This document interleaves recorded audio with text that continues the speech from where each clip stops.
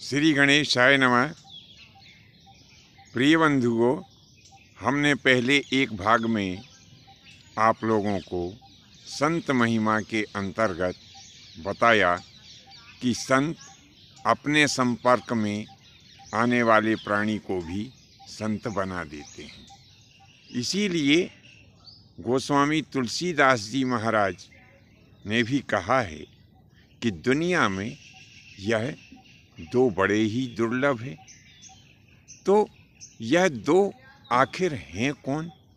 इनके बारे में तुलसीदास जी महाराज कहते हैं कि संत मिलन अरु हरि कथा तुलसी दुर्लभ दोय, और सुत दारा अरु लक्ष्मी तो पापी के भी होय। यह दो बड़े दुर्लभ हैं। एक तो संत का मिलना, संत यानी सत्पुरुष का मिलना, और भगवान की कथा। यह दोनों जो कोई महान पुण्यात्मा और किस्मत वाला प्राणी होता है, उनको ही इन दोनों की प्राप्ति होती है। मान लो हम कहीं जा रहे हैं, बहुत जल्दी में हैं, और रास्ते में प्रभु की कृपा ऐसी हो जाए कि कहीं पर हरि कथा का आयोजन हो और हम उसी मार्ग से जा रहे हों, तो भले ही हम कितना भी जल्दी में क्यों ना हो, लेकिन 2 मिनट रुक करके वहाँ पर कथा का श्रवण अवश्य ही करना चाहिए।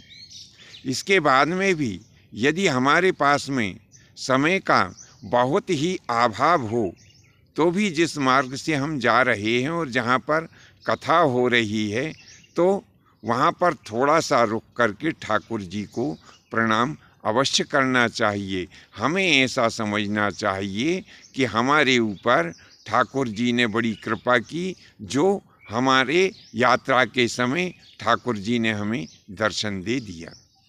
इसी प्रकार से कहीं पर हमें संत पुरुष के दर्शन हो जाएं, तो निश्चय ही हमारा कर्तव्य बनता है कि हम जाकर के उन संत पुरुष से आशीर्वाद लें, उनका मार्गदर्शन लें, और कुछ उनके उपदेशों को श्रवण भी करें, और श्रवण करने के पश्चात उन्हें जीवन में आचरण में भी लाएं।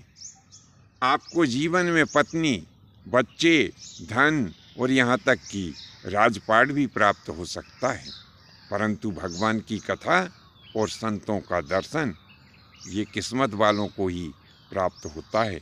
संत के बारे में तो और भी बहुत कुछ कहा है कि संत मिलन को चालिए तज माया अभिमान, और ज्यों ज्यों आगे पग धरे तो कोटिन यज्ञ समान। हम जब भी संतों के दर्शन करने के लिए जाएं, तो हमें माया और अभिमान का त्याग करके जाना चाहिए। यदि हम इन सब चीज़ों का त्याग करके संतों का दर्शन करने के लिए जाते हैं, तो हमें करोड़ों यज्ञों का पुण्य फल प्राप्त होता है। ऐसी ही महिमा संतों की पुराणों में गाई गई है। हमें जब भी संतों के दर्शन हो जाते हैं, जिस समय हम उनका आशीर्वाद प्राप्त कर लेते हैं, जब हमारे ऊपर संतों की दया दृष्टि हो जाती है, बंधुओं, उसी क्षण हमारे समस्त पाप जल करके राख हो जाते हैं और हमारे ऊपर ईश्वरीय कृपा दृष्टि हो जाती है। बंधुओं, आज के लिए बस इतना ही। यह भाग कैसा लगा नीचे कमेंट्स बॉक्स में अवश्य लिखें। धन्यवाद। जय माता की, जय परशुराम जी की।